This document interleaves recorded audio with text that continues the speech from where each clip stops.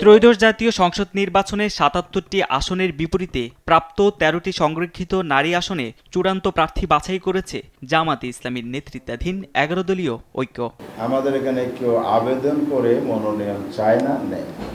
সোমবার সন্ধ্যায় জামাতের কেন্দ্রীয় কার্যালয়ে সংবাদ সম্মেলনে ১৩ জনের নাম ঘোষণা করেন ১১ দলীয় ঐক্যের সমন্বয়ক ডক্টর হামিদুর রহমান আজাদ। তার সততার জায়গা, তার দক্ষতার জায়গা, তার রাজনৈতিক অভিজ্ঞতার জায়গা এবং নারী সমাজকে রিপ্রেজেন্ট করার মতো তার যোগ্যতার জায়গাটা আমরা বিবেচনায় এনেছি। তিনি জানান, জামাত থেকে মহিলা বিভাগের সেক্রেটারি নুরুন্নিসা সিদ্দিকা, সহকারী সেক্রেটারি মার্জিয়া বেগম, আইন ও মানব সম্পদ বিভাগীয় সেক্রেটারি অ্যাডভোকেট সাবিকুন্নাহার মুন্নিসহ ৮ জনকে মনোনীত করা হয়েছে।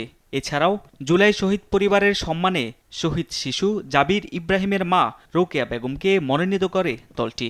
শহীদ পরিবারকে সম্মান দেওয়ার জন্য, যার মধ্যে আমরা জাতিকে সম্মান দিতে চাই, আমরা জুলাই পরিবারের একজন প্রতিনিধি এখানে নমিনেশন চূড়ান্ত করেছি। প্রাপ্ত আসনের বিপরীতে এনসিপি থেকে একটি আসন পাওয়ার কথা থাকলেও জাতীয় নির্বাচনের আগে দেয়া প্রতিশ্রুতি অনুযায়ী এনসিপির যুগ্ম সদস্য সচিব ডাক্তার মাহমুদা মিতুকে মনোনীত করেছে ১১ দলীয় ঐক্য। এনসিপি থেকে স্থান পেয়েছে দলটির যুগ্ম আহ্বায়ক মনিরা শারমিন।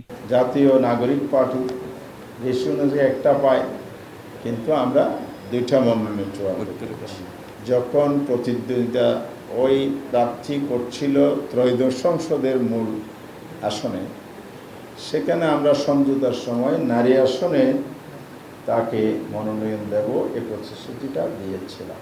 একইভাবে বাংলাদেশ খেলাফত মজলিস থেকে ইঞ্জিনিয়ার মাহবুবা হাকিম এবং জোটের অপর এক শরিক জাকপা থেকে মনোনীত করা হয় দলটির সভাপতি ব্যারিস্টার তাসমিয়া প্রধানকে। জাকপা কোনো আসনের ডিমান্ডও ছিল না, জাতির সাথে দেশের সাথে কাজ করেছে এবং আমরা তাকে সম্মানিত করেছি।